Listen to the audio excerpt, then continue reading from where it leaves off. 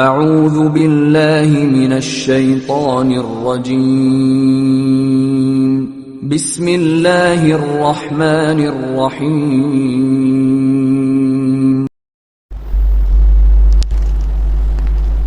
ان الحمد للہ نحمده ونستعینه ونستغفره ونعوذ باللہ من شرور انفسنا ومن سیئات اعمالنا من يهده الله فلا مضل له ومن يضلل فلا هادي له وأشهد أن لا إله إلا الله وحده لا شريك له وأشهد أن محمدا عبده ورسوله أما بعد فإن خير الحديث كتاب الله وخير الهدي هدي محمد صلى الله عليه وسلم وشر الأمور محدثاتها وكل محدثة بدعة وكل بدعة ضلالة وكل ضلالة في النار. أعوذ بالله السميع العليم من الشيطان الرجيم من همزه ونفخه ونفثه. بسم الله الرحمن الرحيم. يا أيها الذين آمنوا اتقوا الله حق تقاته ولا تموتن إلا وأنتم مسلمون. يا أيها الناس اتقوا ربكم الذي خلقكم من نفس واحدة وخلق منها زوجها وبث منهما رجالا كثيرا ونساء واتقوا الله الذي تساءلون به والأرحام إن الله كان عليكم رقيبا. يا أيها الذين آمنوا اتقوا الله وقولوا قولا سديدا يصلح لكم أعمالكم ويغفر لكم ذنوبكم ومن يطع الله ورسوله فقد فاز فوزا عظيما. وقال الله تبارك وتعالى وقل رب أعوذ بك من همزات الشياطين وأعوذ بك رب أن يحضرون. تمام تعریفیں حمد و ثنا کبریائی بڑائی پاکیزگی اور بزرگی اللہ رب العالمین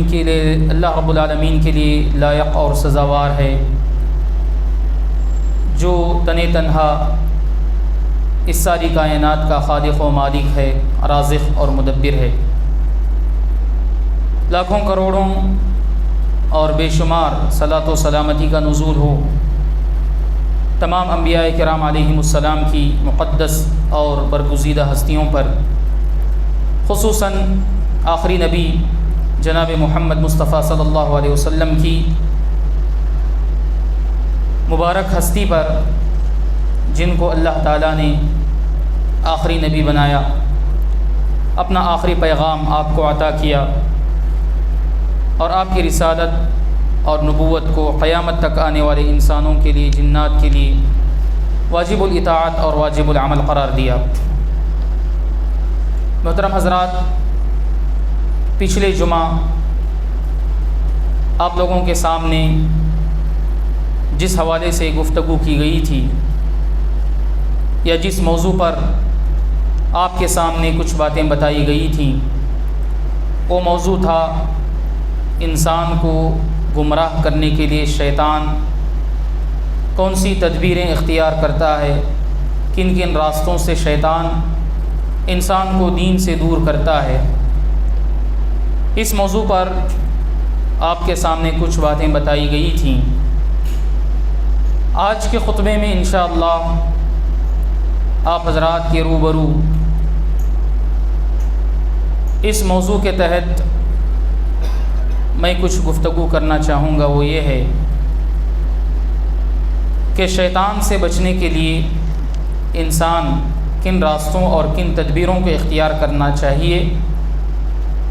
اور کن راستوں کو اپنا کر انسان شیطان کے شر سے، شیطان کے وسوسے سے اور شیطان کے حملوں سے اپنے آپ کو بچا سکتا ہے. اس سلسلے میں کچھ باتیں آج کے اس جمعہ میں آپ کے سامنے رکھنے کی کوشش کروں گا. میرے بھائیوں، ہمیں اور آپ کو سب سے پہلے یہ بات جاننے اور سمجھنے کی ضرورت ہے کہ اللہ تبارک و تعالیٰ نے جہاں قرآن مجید کے اندر شیطان کے وسوسوں کا، شیطان کے جال کا اور شیطان کی گمراہ کرنے کی عادتوں اور تدبیروں کا ذکر کیا ہے، وہیں پر اللہ تبارک و تعالیٰ نے شیطان کے تعلق سے یہ بات یہ بھی بتائی ہے کہ ان کید الشیطان کان ضعیفا، کہ شیطان کی چال، شیطان کی سازش نہایت کمزور ہے، اور شیطان کی پلاننگ بہت کمزور ہوا کرتی ہے۔ شیطان کو اللہ تبارک و تعالیٰ نے کمزور بتایا ہے۔ شیطان انسان کے سامنے کمزور پڑ جاتا ہے، مگر یہ اس وقت ہوتا ہے جب ان راستوں پر عمل کیا جائے، ان باتوں کو اپنایا جائے اور وہ تدابیر اختیار کی جائیں جن تدابیر کے اختیار کرنے سے شیطان کا زور ٹوٹ جاتا ہے اور شیطان کا بس انسان کے اوپر نہیں چل سکتا۔ جب ایسی باتوں پر انسان عمل کرے گا اور ان باتوں کو اپنائے گا تو پھر اللہ کی مدد سے انسان شیطان کے شر سے اور شیطان کے بہکاوے سے محفوظ ہو جائے گا۔ اس سلسلے میں سب سے بڑا راستہ یا سب سے پہلا وسیلہ جس کے ذریعے سے انسان اپنے آپ کو شیطان سے بچا سکتا ہے، شیطان سے محفوظ ہو سکتا ہے اور اس پر شیطان کا بس نہیں چل سکتا، وہ یہ ہے کہ انسان اپنے سینے میں، اپنے دل میں اللہ تبارک و تعالیٰ کی توحید کو مضبوط کرے۔ اللہ تبارک و تعالیٰ نے اپنی کتاب کے اندر اور اپنے پیغمبر محمد صلی اللہ علیہ وسلم کے ذریعے سے جس عقیدے کو اپنانے کا حکم لوگوں کو دیا ہے، وہ عقیدہ انسان اپنے دل اور سینے میں مضبوط کرے، انسان کا ایمان مضبوط ہو، انسان کا عقیدہ مضبوط ہو،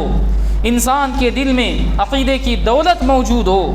تو جو انسان اللہ تبارک و تعالیٰ پر صحیح ایمان رکھتا ہے، جو انسان توحید پر ایمان رکھتا ہے، توحید کو مضبوط کرتا ہے، شرک سے محفوظ رہتا ہے اور شرک کے اسباب و ذرائع سے محفوظ رہتا ہے، تو یہ صحیح عقیدے کی دولت ایسی دولت ہے کہ شیطان صحیح عقیدہ رکھنے والوں پر یا اہل ایمان پر شیطان اپنا حملہ نہیں کر سکتا اور شیطان اپنا زور ایسے لوگوں پر جما نہیں سکتا۔ اللہ تبارک و تعالیٰ نے سورہ نحل کی ایک آیت کے اندر ارشاد فرمایا، إِنَّهُ لَيْسَ لَهُ سُلْطَانٌ عَلَى الَّذِينَ آمَنُوا وَعَلَى رَبِّهِمْ يَتَوَكَّلُونَ، جو لوگ اللہ تعالیٰ کی ذات پر ایمان رکھتے ہیں اور اپنے رب کے اوپر توکل اور بھروسہ کرتے ہیں، ایسے لوگوں پر شیطان کا تسلط، شیطان کا قبضہ ایسے لوگوں پر نہیں ہوتا ہے۔ اس آیت کے اندر بتایا گیا کہ جو لوگ اپنے اندر ایمان کو مضبوط کرتے ہیں اور جو لوگ اپنے اندر اللہ تبارک و تعالیٰ کی ذات پر توکل کو مضبوط کرتے ہیں، ایمان اور توکل یہ دو باتیں ایسی باتیں ہیں کہ ان دو اوصاف سے متصف لوگوں پر شیطان کا حملہ اور شیطان کا تسلط نہیں ہو پاتا ہے۔ تو پتہ یہ چلا کہ جو انسان اپنا ایمان مضبوط کرتا ہے، اپنا عقیدہ مضبوط کرتا ہے اور اپنی توحید کو مضبوط کرتا ہے، تو یہ صحیح عقیدہ اور صحیح توحید یہ ایسی نعمت ہے اور یہ ایسی طاقت ہے کہ اس طاقت کے ذریعے سے ہم شیطان سے بچ سکتے ہیں، شیطان کو ہرا سکتے ہیں۔ شیطان نے جب اللہ تبارک و تعالیٰ سے یہ کہا کہ میں تیرے بندوں کو گمراہ کر کے رہوں گا، میں تیرے بندوں کو راہ راست سے دور کر کے رہوں گا، تو شیطان نے اسی وقت اپنی عاجزی کا اظہار کر دیا تھا ان لوگوں کو بہکانے سے جو اپنے رب کے ساتھ مخلص ہوتے ہیں۔ شیطان نے کہا کہ الا عبادک منہم المخلصین،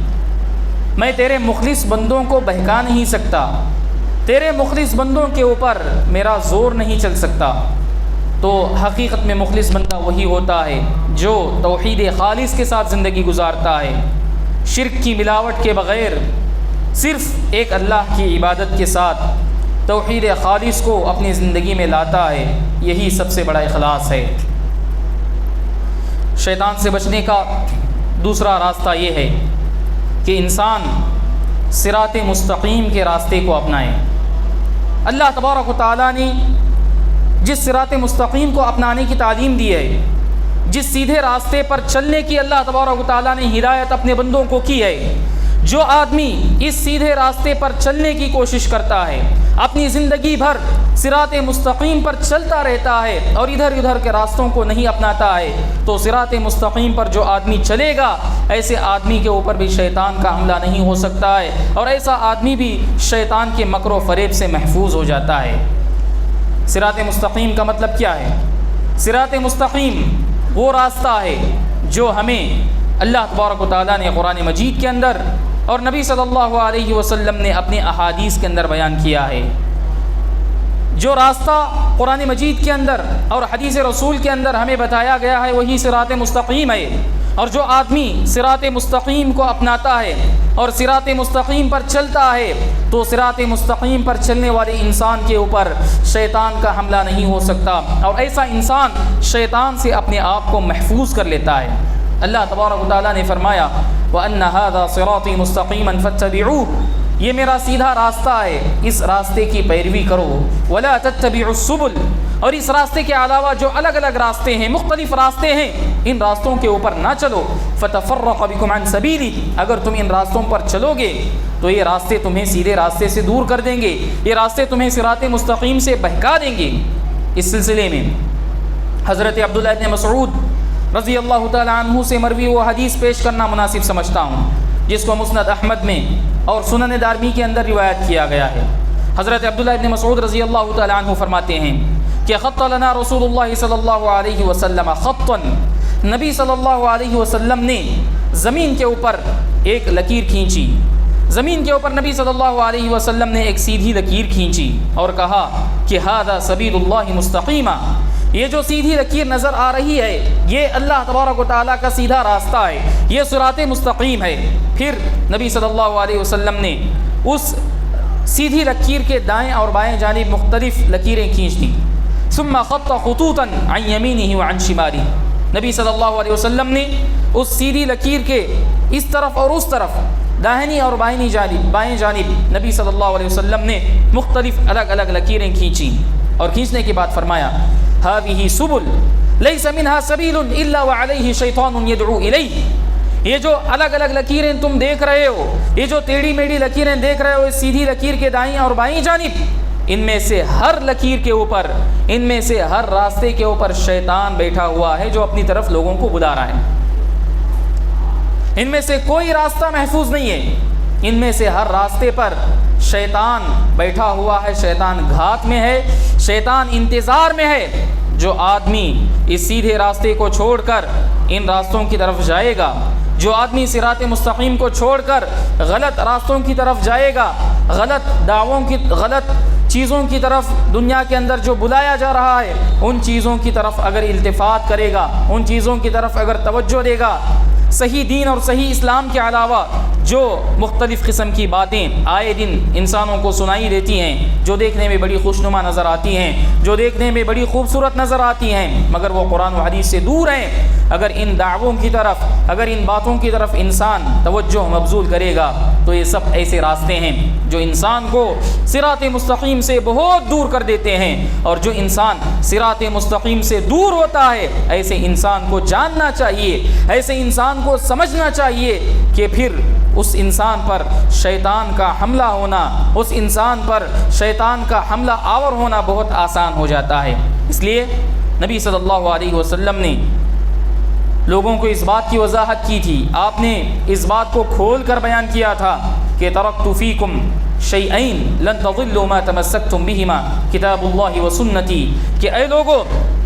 میں تمہارے درمیان دو چیزوں کو چھوڑ کر جا رہا ہوں، جب تک تم ان دو چیزوں کو اپناؤ گے، جب تک تم ان دو چیزوں کو مضبوطی سے تھامے رہو گے تو تم گمراہی سے محفوظ رہو گے۔ وہ دو چیزیں ہیں اللہ تبارک و تعالیٰ کی کتاب قرآن مجید اور نبی صلی اللہ علیہ وسلم کا خطاب اور فرمان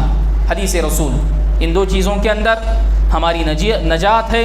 ان دو چیزوں کے اندر ہماری فلاح ہے، ان دو چیزوں کے اندر ہماری کامیابی اور کامرانی ہے، اس بات کو سمجھنا چاہیے۔ شیطان سے بچنے کا تیسرا راستہ یہ ہے کہ انسان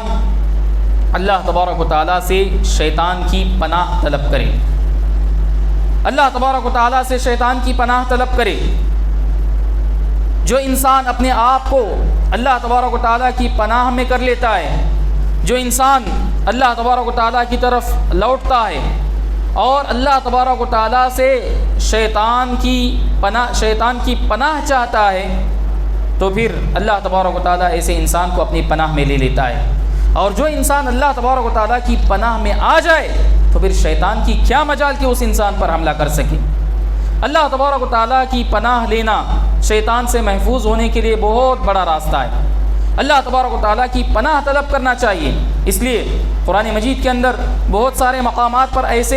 ایسی آیتیں ہیں، اور قرآن مجید کی بہت سی آیتوں کے اندر یہ بات بتائی گئی ہے کہ جب انسان کو شیطان کا وسوسہ ہونے لگے، جب انسان کو شیطان کی جانب سے کچھ گمراہی کا احساس ہونے لگے، تو انسان سے کہا گیا، انسان کو تعلیم دی گئی کہ وہ اللہ تبارک و تعالیٰ سے پناہ طلب کرے۔ سورہ اعراف کی ایک آیت میں بتایا گیا، وَإِمَّا يَنزَغَنَّكَ مِنَ الشَّيْطَانِ نَزْغٌ فَاسْتَعِذْ بِاللَّهِ، اگر شیطان کی جانب سے اگر تمہیں کوئی وسوسہ لاحق ہوتا ہے، شیطان کی جانب سے اگر تمہیں کوئی چیز لاحق ہوتی ہے، تو فوراً اللہ تبارک و تعالیٰ سے پناہ طلب کرو، اللہ تبارک و تعالیٰ کی پناہ میں آ جاؤ، شیطان پھر تمہارے قریب آ نہیں سکتا۔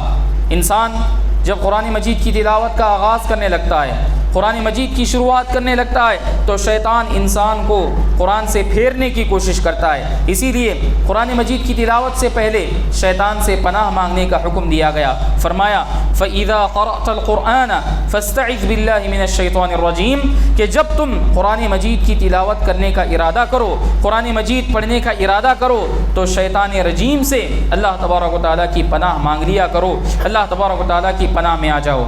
تو شیطان سے بچنے کے لیے اللہ تبارک و تعالیٰ کی پناہ مانگنا بہت ضروری ہے، اس لیے کہ شیطان اللہ تبارک و تعالیٰ کی پناہ میں جو انسان آ جاتا ہے، ایسے انسان پر شیطان کا حاوی ہونا، ایسے انسان کو شیطان کا گمراہ کرنا، یہ شیطان کے لیے بہت مشکل ہو جاتا ہے۔ اسی لیے حدیث رسول کے اندر بھی بہت ساری ایسی تعلیمات ملتی ہیں جن کے اندر یہ بتایا گیا کہ جب شیطان کی جانب سے کوئی وسوسہ ہو، شیطان کی جانب سے کوئی چیز ہمیں محسوس ہو، تو اس وقت شیطان سے پناہ مانگنے کی دعا سکھائی گئی اور شیطان سے پناہ مانگنے کی بات بتائی گئی۔ مسلم شریف کی روایت ہے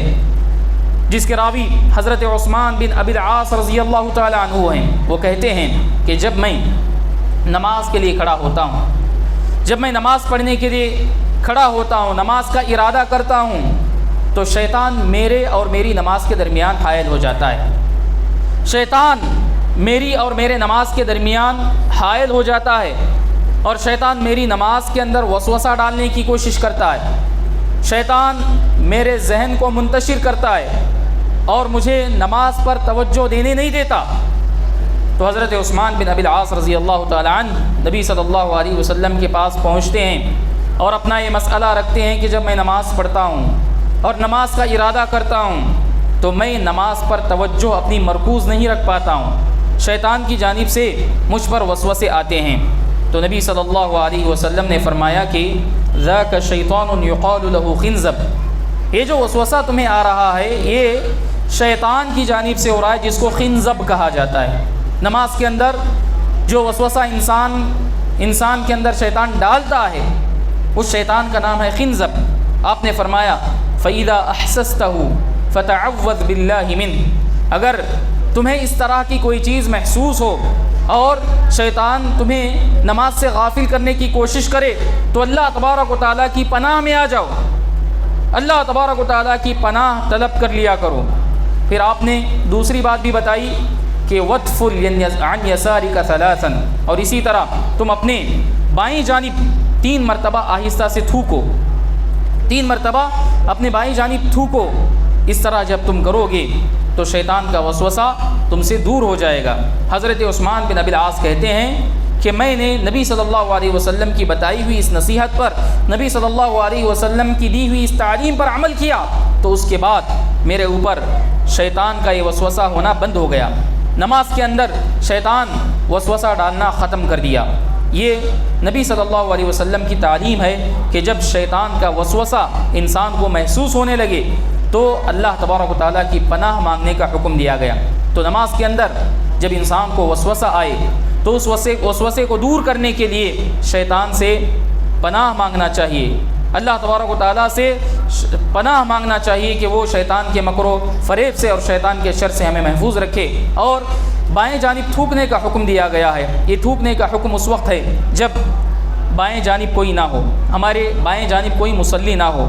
اور اس کو تکلیف محسوس نہ ہوتی ہو، تو ہم اس وقت تھوکنے کا مطلب یہ نہیں ہے کہ ہم بالکل تھوک دیں، بلکہ اس طرح آہستہ سے تھوکنے کا حکم دیا گیا جس سے منہ کے ذرات تھوڑے سے باہر نکلیں، یہ تھوکنے کا مطلب ہے۔ اگر بائیں جانب کوئی مصلی ہے تو اس مصلی کو تکلیف دینا صحیح نہیں ہے۔ انسان اللہ تبارک و تعالیٰ سے اس شیطان کی پناہ مانگے تو یہ انسان کے لیے کافی ہو جائے گا۔ اسی طریقے سے شیطان سے اپنے آپ کو بچانے کے لیے یا شیطان کے مکر و فریب سے بچنے کے لیے ایک کام کرنا یہ بھی ضروری ہے کہ انسان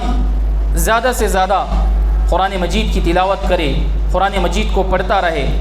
قرآن مجید کی تلاوت خود بھی کرے اور قرآن مجید کی تلاوت دوسروں سے سنے۔ قرآن مجید کا سننا عبادت ہے، قرآن مجید کا پڑھنا عبادت ہے، اور قرآن مجید کے اندر بے شمار برکتیں اللہ تبارک و تعالیٰ نے رکھی ہیں۔ اس کتاب کو کتاب مبارک اللہ تبارک و تعالیٰ نے بتایا ہے، اور اس کتاب کے اندر اللہ تبارک و تعالیٰ نے انسانوں کی نجات رکھی ہے۔ تو اس کتاب سے جو فوائد انسان کو حاصل ہوتے ہیں ان میں سے ایک بڑا فائدہ انسان کو یہ بھی ہوگا کہ جو انسان قرآن مجید پڑھتا ہے، جو انسان قرآن مجید کو سنتا ہے اور قرآن مجید سے اس کا تعلق مضبوط رہتا ہے،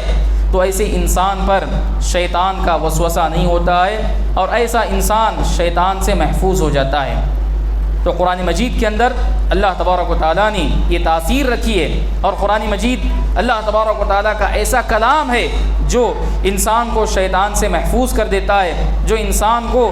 شیطان کے وسوسے سے محفوظ کر دیتا ہے۔ سورہ بقرہ جو قرآن مجید کی سب سے بڑی سورت ہے، اس سورہ بقرہ کے سلسلے میں بہت ساری فضیلتیں وارد ہوئی ہیں۔ ان میں سے ایک فضیلت اس سورہ بقرہ کی جو آخری آیتیں ہیں، ان آخری آیتوں کے پڑھنے کی بھی خاص فضیلت بتائی گئی ہے۔ نبی صلی اللہ علیہ وسلم نے فرمایا کہ من قرأ الآیتین من خواتم سورۃ البقرہ فی لیلۃ کفتاہ، جو آدمی رات کے وقت سورہ بقرہ کی آخری 2 آیتوں کی تلاوت کرتا ہے، آمن الرسول بما انزل الیہ من ربہ والمؤمنون، اس آیت سے لے کر اس سورت کے اختتام تک جو 2 آیتیں ہیں، ان 2 آیتوں کی تلاوت جو آدمی رات میں کر لیتا ہے تو یہ 2 آیتیں اس آدمی کے لیے کافی ہو جاتی ہیں۔ یہ 2 آیتیں اس آدمی کے لیے کافی ہو جاتی ہیں، کافی ہوتی ہیں۔ اس کا مطلب یہ ہے کہ 2 آیتوں کی تلاوت کرنے سے انسان ہر قسم کے شر سے محفوظ ہو جاتا ہے، انسان ہر قسم کے فتنے سے محفوظ ہو جاتا ہے، انسان ہر قسم کی آفت سے محفوظ ہو جاتا ہے۔ یہ سورہ بقرہ کی آخری آیتوں کے پڑھنے کا یہ عمل، آخری آیتوں کی پڑھنے کی یہ فضیلت بتائی گئی ہے۔ تو اس طرح قرآن مجید انسان جتنا زیادہ پڑھے گا اور قرآن مجید سے انسان اپنا تعلق جتنا مضبوط رکھے گا، اتنا ہی وہ شیطان کے وسوسوں سے اور شیطان کے مکر و فریب سے اپنے آپ کو محفوظ کر لے گا۔ تو اس لیے ہمیں چاہیے کہ ہم قرآن مجید کو زیادہ سے زیادہ پڑھیں، قرآن مجید کی تلاوت کریں اور قرآن مجید سے اپنا تعلق مضبوط کریں، قرآن مجید کا ترجمہ پڑھیں، قرآن مجید کی تفسیر پڑھیں اور قرآن مجید سے اپنے آپ کو جوڑ کر رکھیں۔ یہ قرآن مجید اللہ تعالیٰ کا کلام ہے، جو شخص بھی اس کتاب سے جڑ جاتا ہے وہ بابرکت ہو جاتا ہے اور وہ دنیا کی آفتوں سے اور دنیا کے شرور سے محفوظ ہو جاتا ہے۔ اللہ تبارک و تعالیٰ نے شیطان سے اپنے آپ کو محفوظ کرنے کے لیے یا بندوں کو محفوظ کرنے کے لیے اللہ نے جو ایک اور راستہ جو بتایا ہے وہ یہ ہے کہ انسان اپنے آپ کو اللہ تبارک و تعالیٰ کا ذکر کرنے والا بنائے۔ انسان کو چاہیے کہ وہ ذکر کرنے کی عادت اپنے اندر پیدا کرے، اللہ کا ذکر کثرت سے کرے، کثرت سے اللہ تعالیٰ کو یاد کرے، زیادہ سے زیادہ اللہ تعالیٰ کو یاد کرے۔ یہ ذکر ایسی عبادت ہے جس کا حکم اللہ تبارک و تعالیٰ نے اپنی کتاب کے اندر دیا ہے، اور نبی صلی اللہ علیہ وسلم نے بھی زیادہ سے زیادہ کثرت سے ذکر کرنے کا حکم دیا ہے۔ آپ نے فرمایا ایک صحابی کو نصیحت کرتے ہوئے، لا یزال لسانک رطبا من ذکر اللہ، کہ تمہاری زبان ہمیشہ اللہ تبارک و تعالیٰ کے ذکر سے تر ہونی چاہیے، تمہاری زبان پر ہمیشہ اللہ تعالیٰ کا ذکر ہوتے رہنا چاہیے۔ اللہ کے ذکر کے بہت بڑے فوائد ہیں۔ اللہ تعالیٰ کا ذکر کرنا بہت بڑی عبادت ہے، اور یہ ایسی عبادت ہے کہ اس عبادت کی فضیلتیں بہت ہیں، اس عبادت کے فضائل بہت ہیں، اس عبادت کے فضائل اور منافع بہت زیادہ ہیں۔ تو ذکر کا ایک بہت بڑا فائدہ یہ بھی ہے کہ جو انسان جتنا زیادہ اللہ کو یاد کرتا ہے، ذکر کرتا ہے، ایسے انسان پر شیطان کا حملہ نہیں ہو پاتا ہے اور شیطان سے محفوظ ہو جاتا ہے۔ نبی صلی اللہ علیہ وسلم نے بخاری شریف کی ایک روایت کے اندر، جس کے راوی حضرت ابو ہریرہ رضی اللہ تعالیٰ عنہ ہیں، اس روایت کے اندر نبی صلی اللہ علیہ وسلم نے ایک ذکر کی ایک بہت بڑی فضیلت بتائی ہے۔ وہ ذکر ہے لا الہ الا اللہ وحدہ لا شریک لہ لہ الملک ولہ الحمد وہو علی کل شیء قدیر۔ یہ جو ذکر ہے، اس ذکر کے بارے میں نبی صلی اللہ علیہ وسلم نے فرمایا کہ جو آدمی دن میں 100 مرتبہ یہ ذکر کرتا ہے، دن میں 100 مرتبہ یہ کلمات پڑھتا ہے، تو اس کی فضیلت آپ نے یہ بتائی کہ ایسے آدمی کو 10 غلام آزاد کرنے کے برابر اجر و ثواب دیا جائے گا، 10 غلام آزاد کرنے کے برابر اجر و ثواب سے نوازا جائے گا۔ پھر آپ نے فرمایا کہ ایسے آدمی کے 100 گناہ معاف کر دیے جائیں گے، اور ایسے آدمی کے حق میں 100 نیکیاں لکھ دی جائیں گی۔ پھر آپ نے فرمایا کہ وَكَانَتْ لَهُ حِرْزًا مِّنَ الشَّيْطَانِ يَوْمَهُ ذَلِكَ حَتَّى يُمْسِي، کہ یہ ذکر کے کلمات اس دن بھر کے لیے شیطان سے حفاظت کا ذریعہ بن جاتی ہیں اس انسان کے لیے۔ جو آدمی صبح کے وقت یہ کلمات 100 مرتبہ دہراتا ہے، 100 مرتبہ اس ذکر کو پڑھ لیتا ہے، تو اس ذکر کی جو فضیلت بیان کی گئی ہے، اس فضیلت کے اندر یہ بھی شامل ہے کہ ایسے انسان کو اللہ تبارک و تعالیٰ اس دن بھر کے لیے شیطان سے حفاظت عطا کر دیتا ہے، یہاں تک کہ شام ہو جائے۔ یہ اس ذکر کی اتنی بڑی فضیلت ہے جو اس حدیث کے اندر نبی صلی اللہ علیہ وسلم نے بتائی ہے۔ تو ایسے جو بھی ذکر انسان چاہے کر سکتا ہے، اس ذکر کی پابندی کرے، دن میں 100 مرتبہ اس ذکر کو پڑھے صبح کے وقت فجر کی نماز کے بعد، تو اس ذکر کا اتنا بڑا فائدہ بتایا گیا کہ انسان شام ہونے تک کے لیے ہر قسم کے شیطانی وسوسوں سے اور شیطانی حملوں سے اپنے آپ کو محفوظ کر لیتا ہے۔ تو اللہ تبارک و تعالیٰ کا ذکر، اللہ تبارک و تعالیٰ کی یاد جہاں بہت بڑی عبادت ہے، بڑی فضیلت والی عبادت ہے، اس کا ایک بہت بڑا فائدہ یہ بھی ہے کہ انسان شیطان سے اپنے آپ کو محفوظ کر لیتا ہے، شیطانی وسوسوں سے اپنے آپ کو بچا لیتا ہے۔ تو شیطان سے اگر انسان بچنا چاہتا ہے، اگر انسان شیطانی وسوسوں سے اپنے آپ کو بچانا چاہتا ہے اور شیطان کے مکر و فریب سے خود کی حفاظت کرنا چاہتا ہے، تو شریعت اسلامیہ نے ہمیں اس معاملے کے اندر بھی رہنمائی کے بغیر نہیں چھوڑا ہے۔ اس مسئلے کے اندر بھی شریعت نے ہماری رہنمائی کی ہے اور ایسے اصول بتائے ہیں، ایسے راستے بتائے ہیں، ایسے اسباب و وسائل بتائے ہیں کہ جن اسباب کو اختیار کر کے، جن وسائل کو اختیار کر کے انسان شیطان کے مکر و فریب سے اپنے آپ کو بچا سکتا ہے۔ اب یہ انسان کی ذمہ داری ہے، اب یہ انسان کا کام ہے کہ ان چیزوں کی پابندی کرے۔ اب یہ انسان کا مسئلہ ہے کہ وہ ان چیزوں کی پابندی کرے۔ اگر انسان پابندی کرے گا، اللہ سے دعا کرتا رہے گا، اپنے دل میں مضبوط یقین رکھے گا، تو پھر اللہ کی مدد سے انسان شیطان کے وسوسے سے محفوظ ہو جائے گا۔ اور جو انسان ان پر عمل نہیں کرے گا یا عمل کرنا نہیں چاہے گا، تو پھر ایسے انسان پر شیطان کا حملہ ہوتا رہے گا، ایسے انسان پر شیطان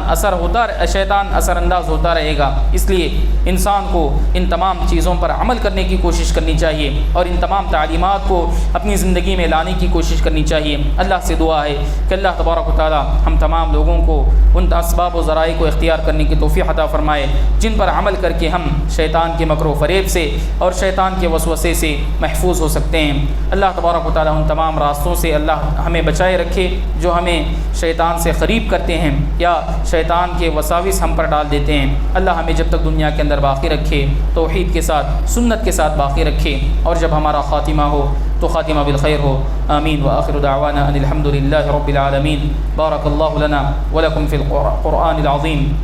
ونفعنا وإياكم بما فيه من الآيات والذكر الحكيم إنه تعالى جواد كريم بر رحيم ورب حليم۔